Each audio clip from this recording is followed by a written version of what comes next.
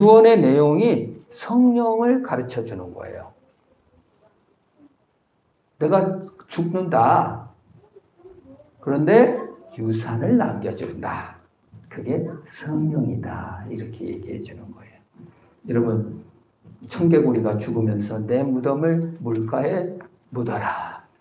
이렇게 유언을, 뭘 시키는 유언을 남기는 것보다 내가 너에게 보화를 남겨주겠다. 이렇게 유언을 남기는 것이 훨씬 좋겠죠?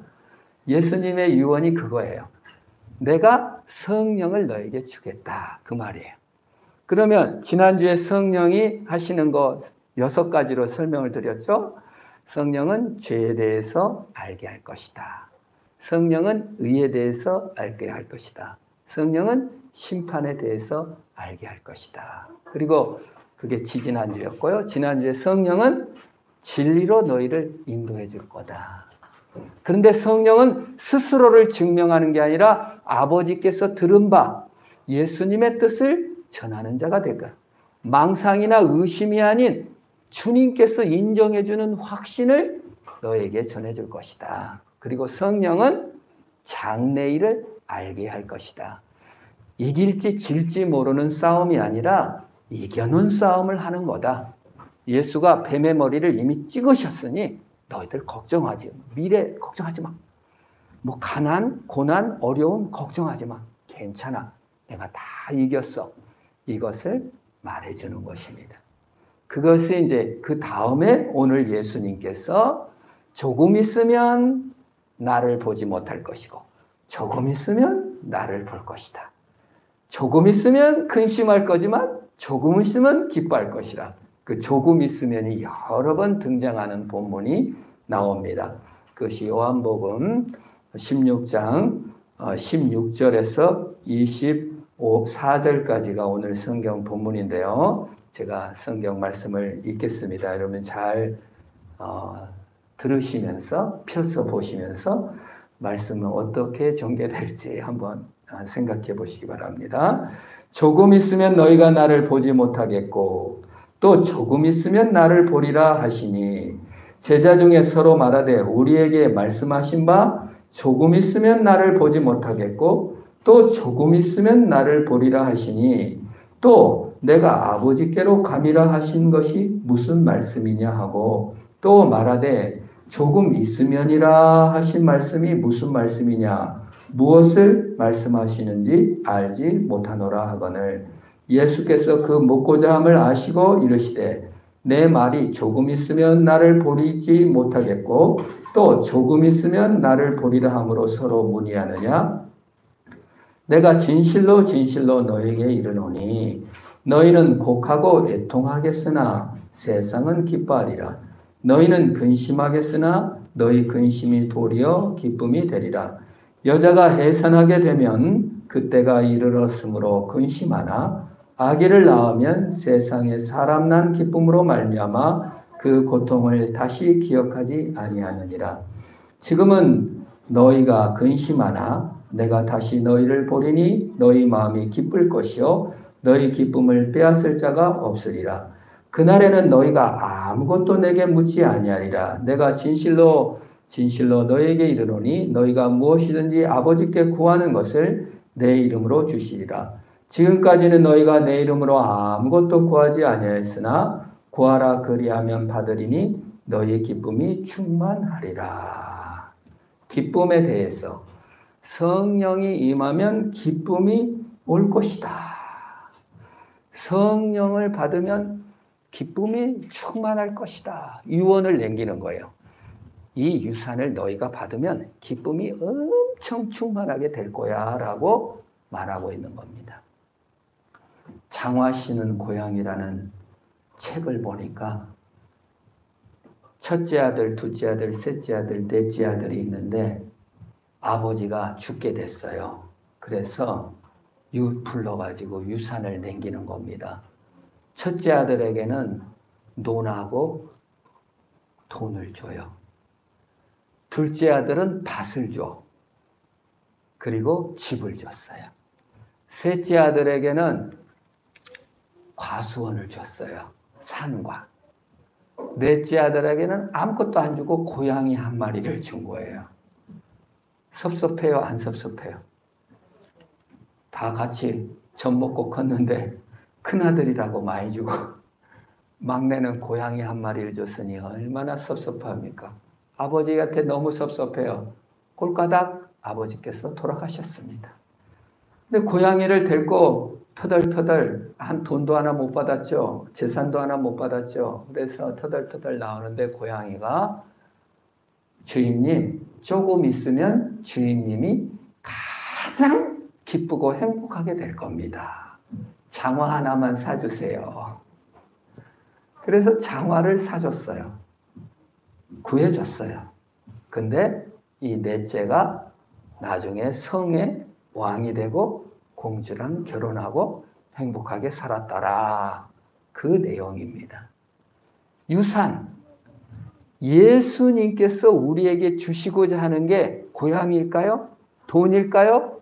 재산 넘밭일까요? 그게 아니다 그 말이에요. 조금 있으면 성령을 너에게 줄 것이다 그 말이에요. 오늘 조금 있으면 너희가 나를 보지 못하리라. 그건 무슨 뜻이에요? 조금 있으면 예수님이 십자가에 못 박혀 죽어서 너희들이 나를 보지 못할 것이다 그 말이에요. 조금 있으면 나를 보리라. 뭔 말이에요?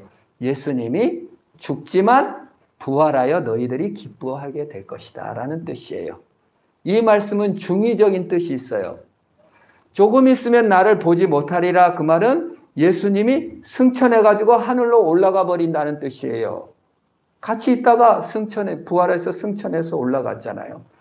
조금 있으면 나를 보리라 그 말은 뭐예요? 성령을 보내셔가지고 너희와 영원히 함께 하리라 그 말이에요. 오순절에 성령을 보내셔갖고 겁쟁이였고 나약했고 예수님 팔아먹고 또는 저주 맹세하며 부인하던 제자들, 두려움에 떨던 제자들, 누가 높은 자리 가냐 싸웠던 제자들이 기쁨과 용기를 갖고 복음을 전할 수 있도록 한 성령 강림을 상징하고 있는 것입니다. 그래서 조금 있으면 나를 보지 못하겠고 조금 있으면 나를 보리라는 말이 그 말입니다. 그런데 제자들은 어려워요.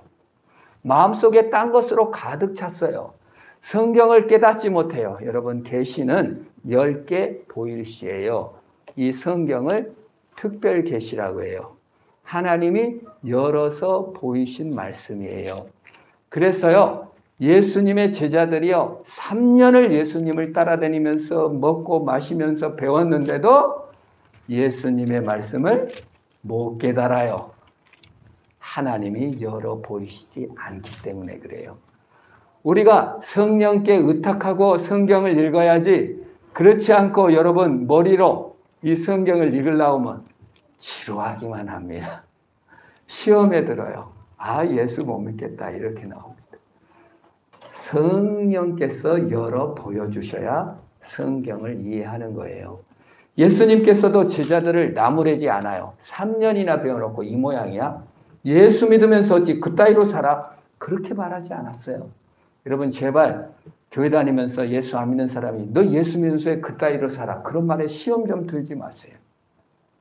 우리 착해지려고 도덕적 의의를 나타내려고 교회 다니는 게 아니에요. 하나님의 사랑 때문에 나오는 겁니다. 아무튼 이런 예수님께서도 제자들이 무식하다고 뭐라고 하지 않고 자 너희들이 서로 의논하느냐 아시고 이르되 뭐 물어보지도 않았어요. 아시고 내 말이 조금 있으면 나를 보지 못하겠고 조금 있으면 나를 보리라 함으로 서로 문의하느냐 예수님께서 다 아시고 말했어요. 그러면서 답해 주시는 것입니다. 내가 부활할 것이다. 그러니 걱정하지 마라. 내가 성령을 보내줄 것이다. 그러니까 걱정하지 말아라. 너희들에게 유산이 있다. 그것이 바로 성령이다. 유산은 써야 됩니다. 유산을 가지고 안 쓰면 그 바보죠. 유산을 100억을 받았으면 그걸 써야지. 그대로 갖고 있다가 굶어 죽으면 되겠습니까? 미국의 유명한 부자가 1000억대 부자인데 의심이 너무 많아가지고 독 탔을까봐 이렇게 절인 그 이 고기만 조금씩 먹다가 굶어 영양실조로 죽었대요. 싫어해요. 두려워갖고 쓰지를 못하는. 성령을 우리에게 주셨는데 우리가 성령을 쓰지 못하고 의심과 나약함과 낭망, 기쁨을 다 잃어버리고 행복을 다 잃어버리고 고민하다가 죽어버리면 되겠습니까? 우리가 그래서 성령을 보내주신다는 거예요. 예수님이 뭘 주셨어요? 옷 한 벌을 남겨줬습니까? 예수님 옷 유대 병정들이 나눠 가졌습니까? 예수님이 무슨 비법 책, 요리 비법, 무슨 설교 비법 책 하나 남겨줬어요? 책 한 권도 안 줬어요. 예수님은 옷도 안 물려주시고 책도 안 주고 아무것도 제자들한테 준 게 없어요. 3년 동안 먹고 산 것밖에는. 그런데 남겨놓은 유산이 있다. 뭐다고요? 성령을 주었다. 성령이 너희 유산이야. 내가 너희한테 옷 주는 게 아니야. 너희들 뭐 계급 높여주는 것도 아니야. 너희들에게 성령 줄 거야. 그것이 예수님의 오늘 성경 말씀입니다. 어떤 유산보다 성령의 유산을 기뻐하시기를 축원합니다. 그것이 우리가 받을 기쁨이라는 거예요. 예수님의 말씀이. 장화 씨는 고양이 한 마리 받은 것이 결국 모든 걸 다 받은 거나 마찬가지인 것처럼 성령을 받았으면 모든 걸 다 받은 겁니다. 그것으로 고난도 아픔도 슬픔도 이겨나가는 거예요. 여러분 혹시 부모님 중에 부모님한테 관세 받은 자식이 있을지 몰라요. 딸들 특별히 아들만 생각하고 딸은 그냥 꺼나는 보리장 마냥 쓸모없는 남의 식구라고 관세하기도 했는지도 모릅니다. 그러나 여러분들의 유산은 그 아버지가 준 학대가 아니라 우리 하나님이 보내주신 성령이 우리의 기쁨이고 유산인 줄 믿으시기를 바랍니다. 그걸로써 치유받는 거예요.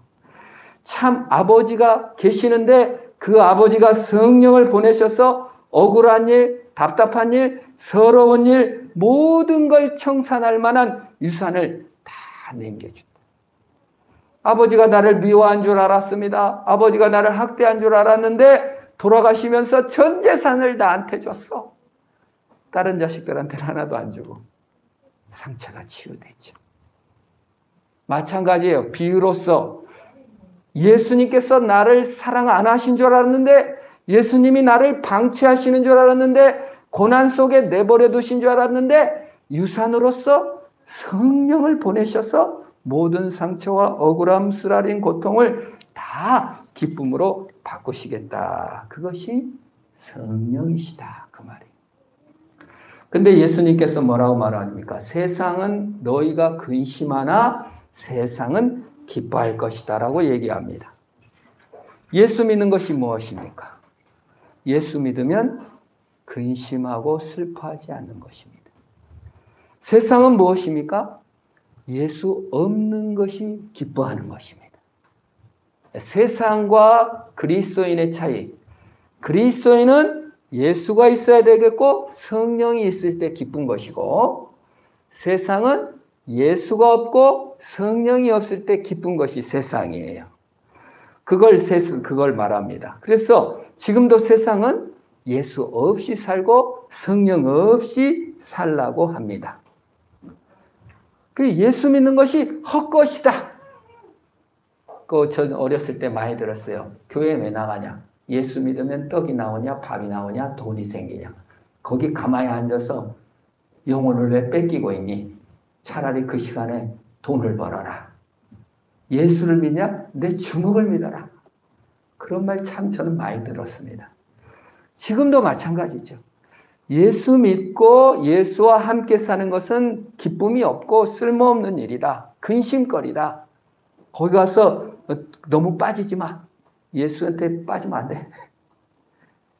이것이 세상 논리다 그 말이에요. 쓸모없다. 그리고 내 주목, 내 선택, 내 자유가 더 기쁜 일이다라고 말하고 있습니다. 그래서 내가 예수를 믿는가 세상을 믿는가 하면 예수 없이 살고 성령 없이 살아도 그냥 기뻐요. 괜찮아요. 그러면 그 세상을 따르는 겁니다. 세상을 기뻐하는 것입니다.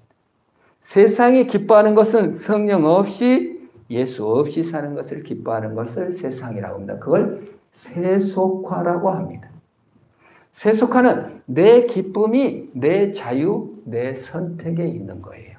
사실상 이 내 자유, 내 선택이 중요하고 행복하다라는 개념은 성경에서 나왔습니다. 조선시대 80%가 노예였습니다. 노예가 직업을 선택할 자유가 없었어요. 계속 노예요, 숙명으로 받아들였습니다. 그런데 성경의 개념이 들어오면서 인간은 다 소중하고 다 자유를 선택할 수 있고 행복을 추구할 수 있다라는 하나님의 형상대로 지음받았다는 자유와 개인 행복 추구권이 그때부터 생긴 거예요. 종교개혁이 일어나고 르네상스가 일어나고 전부 다 하나님의 형상인 인간의 자유가 중요하다는 개념이 그때 막 들어온 거예요. 우리 한국 사람들도 그렇게 들어와서 자유를 갈구하게 하고 행복을 추구하게 되었습니다. 근데 세속화라는 건 뭐냐면 그 개념에서 개인의 선택과 자유와 행복 추구가 이제 하나님마저도 추방해버리고 내 자유와 내 개인 추구, 내 선택이 최고가 되는 거예요. 그래서 차별금지법도 우리 나오기도 하지만 이제 뭡니까? 낙태권을 달라. 우리 헝가리나 부다페스트에서 여러분 옷걸이로 시위한 거 여러분 관심 있는 사람 보셨을 거예요. 그거는 천주교 국가여서 낙태를 금지해요. 근데 그거 이제 아기를 낙태할 때 그냥 옷걸이로 갖다가 빼내는 거예요. 그러면서 여성들이 나와서 옷걸이로 낙태의 권리를 달라. 마음대로 낙태할 행복 추구를 할 수 있도록 권리를 달라고 시위하는 거 여러분 관심 있는 사람 보셨을 거예요. 요즘은 이게 내 선택, 내 자유, 하나님이 다 빠져버리니까 어디까지 갑니까? 내가 여자예요. 근데 남자라고 느껴. 그러면 난 이제 군대 가게 해달라. 그러면 보내줘야 된다는 거예요. 내가 남자인데 여자로 느껴. 그럼 여자 화장실에 갈 수 있는 자유를 줘야 된다는 거예요. 물론 일리 있는 말도 있고 차별은 정말 차별하면 안 됩니다. 그러나 여기서 문제점은 기준이 전부 다 나라는 거예요. 그게 뭐 특별한 예를 들어서 그렇지 우리 모든 개개인의 히스토리, 이야기가 언제 행복하냐? 내가 선택한 거를 할 때, 내가 선택한 거를 소비할 때 행복하다고 느끼는 거예요. 그래서 소비 중심적으로 되는 거예요. 우리 한국이 대단히 소비적이잖아요. 그 소비를 많이 한 사람은 더 행복한 사람이에요. 더 큰 집에 살고 더 좋은 걸 먹고 더 좋은 메이커 옷을 입고 더 좋은 차를 사야 돼요. 왜? 그것이 내 선택이고 내 자유를 증진시킨 것처럼 보이고 나인 것을 증명한 것처럼 보이기 때문에 그래요. 그래서 좋은 차를 사야만이 돼요. 그걸 꼭 먹어야 돼요. 그걸 꼭 입어야 돼요. 그게 소비 문화적으로 됩니다. 행복을 추구하게 됩니다. 그게 나쁜 것이 아니죠. 그런데 문제가 있어요. 개인의 행복을 추구하다 보니까 소비를 못하게 되면 절망에 빠져버려요. 비교를 해요. 난 저 사람과 똑같이 먹어야 되는데 나도 저 사람과 똑같은 집에 살아야 되는데 나는 그걸 못하네? 내 선택과 자유가 완전히 막혀버린 것으로 알아서 자신을 너무 비참하게 봐요. 이게 소비 문화의 특징입니다. 마음속에 쟤보다 내가 뭐가 못나서 저걸 못 먹어. 이렇게 되는 거예요. 왜 거기서 못 살아? 이게 세속화입니다. 이 세속화로 말미암아 우리는 하나님을 빼버린 기쁨을 추구한다. 세상은 하나님 빼버린 기쁨을 추구하라고 해요. 그런데 그것이 근심이죠. 그것이 행복하지 않아요. 그래서 예수님께서 말씀하시기를 자, 세상의 기쁨이 아니라 성령의 기쁨을 받으면 고난도 어려움도 슬픔도 좀 못 먹어도 괜찮다. 오히려 가난을 선택할 수도 있다. 프란체스코가 어떻게 했습니까? 자기 집, 재산 다 팔고 모든 지위를 내뱉고 탁발스도성 거지가 돼서 교회를 복음을 근데 천주교 역사상 프란시스 때문에 천주교가 유지됐다고 역사학자들이 얘기를 하는 거예요. 더 가지려고 하고 더 소비하는 게 다 버리고 거지로 살았는데 그것이 더 낫다 그 말. 상록수의 최영신 여사가 시골에 가서 그냥 어린이를 가르치다가 복막염으로 죽은 내용이 상록수 내용이 아닙니까? 낮아진 것이 더 복되다는 것입니다. 성경의 개념에서 시작한 행복 추구가 하나님 없는 기쁨을 추구하는 세상에 밀려서 기쁨을 잃어버린 것입니다. 예수님께서는 너희가 자유롭게 살고 행복을 추구하는 것은 좋다. 그러나 성령 안에서 정체성을 삼고 성령을 받음으로 기쁨을 누릴 때 가난하든 더 소비하든 덜 소비하든 그것이 문제가 아니라 성령 안에서 기쁨을 찾아야 한다라고 예수님께서 가르쳐주고 있는 것입니다. 이런 개인주의의 문화는 우리 시대를 강타하고 있습니다. 저는 최근에 끔찍한 뉴스를 봤습니다. 여러분도 들으신 분도 계실 거예요. 자녀 셋이 딸인데 엄마를 자기 카페에 불러가지고 8시간 동안 때려가지고 살인이 일어났어요. 근데 조사를 해보니까 그 엄마 친구, 그 건물 카페 그 건물주인데 엄마 친구가 이 딸들을 가스라이팅, 조종해가지고 엄마를 이렇게 죽이게 만든 거예요. 무서운 일이죠. 개인의 선택과 자유가 우상시 되다 보니까 어떤 사람들은 남을 통제하고 지배하는 데서 쾌감을 느끼는 거예요. 그게 자아 완성이라 생각해요. 하나님을 통제하고 지배하려는 인간의 마음이죠. 무서운 마음입니다. 이게 우리 시대의 후유증이에요. 개인의 선택과 자유만을 너무 중시해요. 그 생각을 너무 존중해요. 여기에 낭망된 사람은 어떡합니까? 어떤 분이 7년간 친구 부부집에서 노예로 살았다는데 그것도 가스라이팅이죠. 당하는 사람은 개인의 선택과 자유가 부담스러운 거예요. 책임을 맨날 져야 되니까. 그래서 지배당하는 쪽으로 또 발전하는 사람이 있습니다. 이걸 철학적으로 환원주의라고 그래요. 개인과 자유를 좋아요. 자유와 선택이 너무 좋은 거예요. 근데 그걸 추구하는 것이 오히려 반대 현상을 일으켜서 더 망쳐지는 거. 뱀의 사족을 그리는 것처럼 이상해지는 거죠. 개인의 선택과 자유가 너무 행복하고 아름다운 것이고 성경에서 나온 개념인데 그것이 기쁨이 아니로 오히려 통제하고 지배하는 쪽으로 오히려 당하는 쪽으로 개발되고 있다는 것이 현대 문화입니다. 여기에 대해 예수님께서 철퇴를 내리는 거예요. 내가 준 기쁨은 칭이다. 선물이다. 너희 선택과 자유보다 더 위에 내가 은혜로 성령을 보내주었다. 개인의 선택과 자유는 의심입니다. 나에 대해서 의심하기 때문에 더 많이 가져야 합니다. 나에게 때문에 의심이 두려움이 있기 때문에 더 많이 누려야 합니다. 그런데 칭의는 내가 너를 의심하지 않고 사랑해 줄게. 내가 너를 너무 안아줄게. 칭의로 선포해 주는 것이 성령의 은혜입니다. 그래서 우리가 기쁨을 누릴 수 의심하는 자는요 포획물이 됩니다.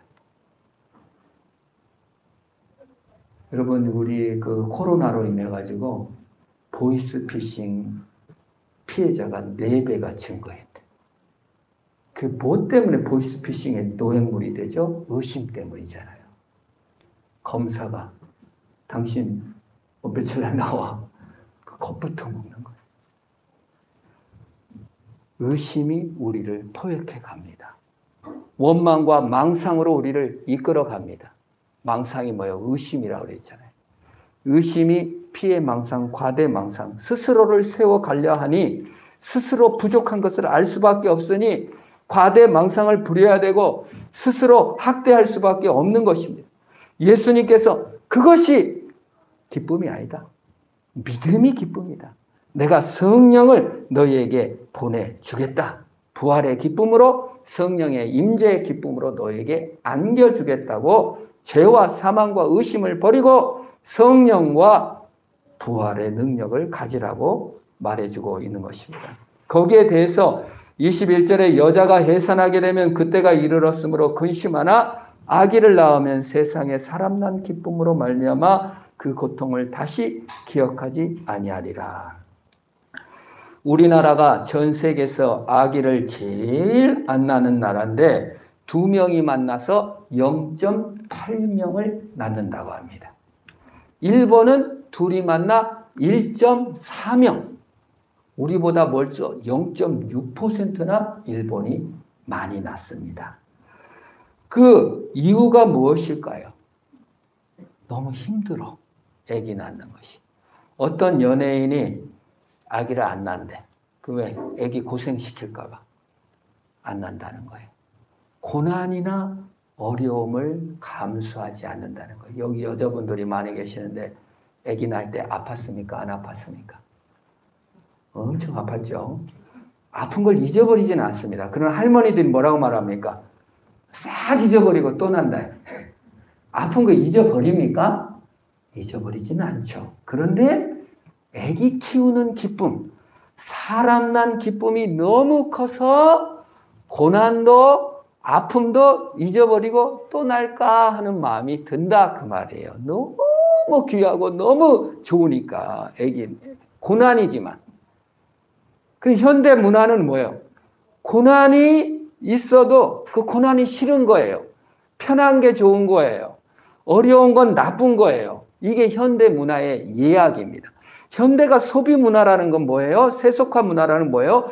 고난과 아픔과 어려움과 힘든 것은 나쁜 거가 돼버리는 거예요. 무능한 게 돼버리는 거예요. 그래서 고난과 아픔을 선택하지 않으려고 해요.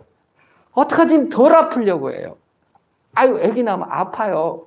그 고난 뒤에 오는 영광스러움을 맛보지 못한다는 거예요. 예수를 믿고 성령을 받았다는 것은 고난과 아픔이 기쁨과 감사로서 변화되는 거예요. 이게 성령이 주시는 능력입니다. 성령이 동행하면 기쁨이 있는 거예요. 그 자리가 잣대로, 소비 잣대로 재지 않고 성령이 나를 이 자리에 두셨구나 라고 변화되는 것입니다. 성령이 오시면 그렇게 되는 거예요. 저는 노무현 대통령이 다른 대통령은 다 서울에다 집을 오고 막 미술품을 사다 모으고 뭐 그냥 돈을 막 회사를 막 하고 막 29만 원 있다 오면서 집에 가니까 온갖 것 다 갖다 놔. 다 대통령이 서울 인근에만 살아. 노무현 대통령이 시골에 집을 주고 논두렁 길을 갔다가 밀짚 모자 쓰고 소녀딸을 대고 쭉 가는데 저는 참 그 보기 좋더라고요. 고난이 있는 곳, 남들 안 가는 곳, 버려진 곳에 들어가는 마음. 물론 그분이 성령 받은 사람은 아니지만 예수 그리스도께서 하늘 영광을 버리고 사람이 되셔서 이 땅에 오셨습니다. 예수 그리스도께서 부활하시고 성령을 연약하고 부족한 나에게 보내셨습니다. 하나님을 나에게 보내셨어요. 그래서 나와 동거한대요. 이쁜 모습, 잘난 모습 보려고 하신 것이 아니라 부족하고 연약한데도 그냥 같이 산대요. 우리는 잘하는 모습이 이뻐요. 예수님은 성령을 보내셔서 있는 그대로를 나를 사랑하신대요. 성령은 세속화되신 분이 아니에요. 우리를 더 잘 소비할 수 있고 더 멋져져야 우리를 사랑하신 것이 아니라 있는 그대로 받으신다 그 말이에요. 그 성령을 받아야 합니다. 부동산 문제로 왜 젊은이들이 그렇게 분노했습니까? 왜 이렇게 분노합니까? 나도 땅 사놓을 걸. 솔직히 말해서 그거 아닙니까? 젊은이들이 왜 이렇게 비트코인에 열광합니까? 모르니까. 옛날에 비트코인 하나가 3만 원이었는데 지금 하나에 8천만 원 하다가 지금 3천만 원으로 떨어졌대. 그때 다들 젊은이들이 뭐예요? 3만 원 할 때 10개만 사놓을 걸. 그럼 8억이야. 그 열광이 뭡니까? 나도 대박 나야 했는데 못 났다는 것이 아닙니까? 이 시대의 자유로운 스토리는 뭐예요? 나는 거기에 밀려났다. 그거 아닙니까? 사실 고난을 선택하고 어려움을 선택하고 하루하루를 묵묵히 살아가고 내가 감당해야 될 아내의 자리, 내가 감당할 남편의 자리, 내가 담당할 직장의 자리는 다 팽개치고 어디 망상과 의심에 빠져 남들 소비하는 것 쳐다보면서 따라다니는 것은 옳지 않다. 성령이 주신 기쁨은 일상의 고난을 감내할 수 있는 기쁨입니다. 일상의 기쁨을 주시는 것입니다. 남을 부러워하지 않은 거예요. 오늘 성령을 받아야 됩니다. 부활의 주님을 경험해야 됩니다. 고난이 고난이 아닌 기쁨과 감사로 변화시키는 것이 성령입니다. 오늘 24절에 지금까지 너희가 내 이름으로 아무것도 구하지 아니하였으나 구하라 그리하면 받으리니 너희 기쁨이 충만하리라고 했습니다. 이것이 어떤 사람들은 전부 다 그래 내가 이것도 구해 이것도 구해야지 이걸 갖고 와서 항의하는 사람도 있어요. 목사님 내가 시험 볼 때 1등 되게 해달라고 했는데 구하라 그리하면 받을 것이라 했는데 못 받았습니다. 이게 아니에요. 누가복음 11장 13절에 너희가 악할지라도 좋은 것을 자식에게 줄 줄 알거든 하물며 너희 하늘아버지께서 구하는 자에게 성령을 주시지 않겠느냐. 기도를 가르쳐 주시면서 구하라 주실 것이요 받아라 얻을 것이라 했으며 가장 좋은 것이 성령이다. 성령으로 함께 하실 때 성령은 예수의 영입니다. 성령으로 우리와 동행하실 때 우리가 가장 그 기쁨을 누리는 것입니다. 진리의 성령이 임하면 아물지 않는 상처를 아물어집니다. 진리의 성령이 오면 우리가 변화되고 새롭게 됩니다. 진리의 성령이 오면 아버지께 받지 못한 사랑도 이웃과의 원한도 진리의 성령이 오면 기쁨으로 바꿔주시는 거예요. 진리의 성령은 우리의 비참함을 알게 하시고 우리를 예수의 영으로 임하게 하는 겁니다. 그래서 우리가 내 눈을 열어 주를 보게 하소서 성령이여라고 기도하는 거예요. 366장 우리 1절 찬송하고 합심으로 우리 성령을 주소서. 우리 삶 가운데 성령을 내려주소서. 우리 한번 기도하고 마치도록 하겠습니다.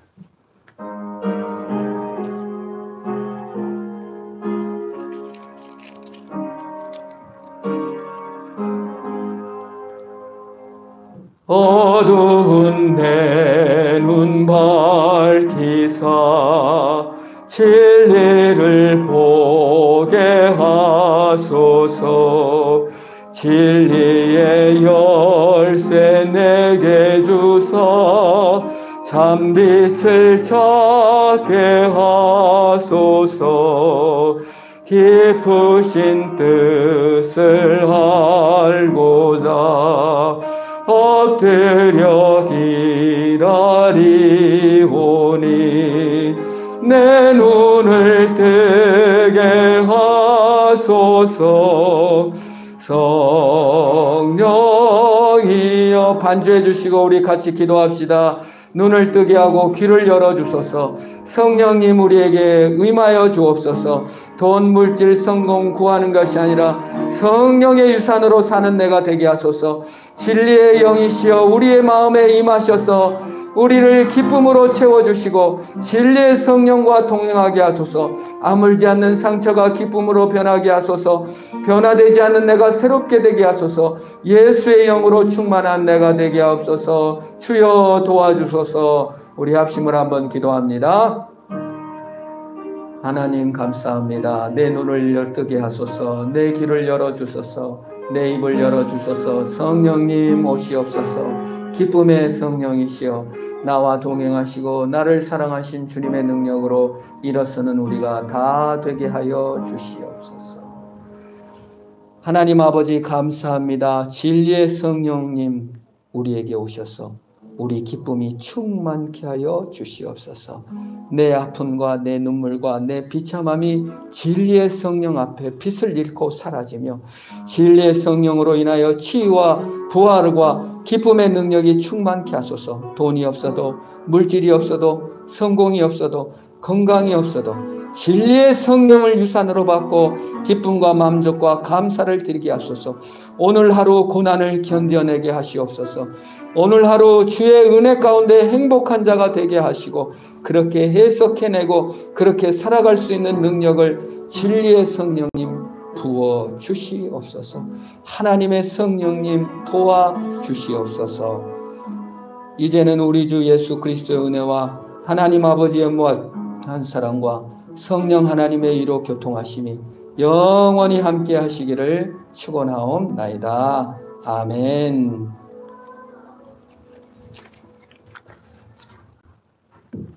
예배를 마쳤습니다. 안녕히 돌아가시기 바랍니다.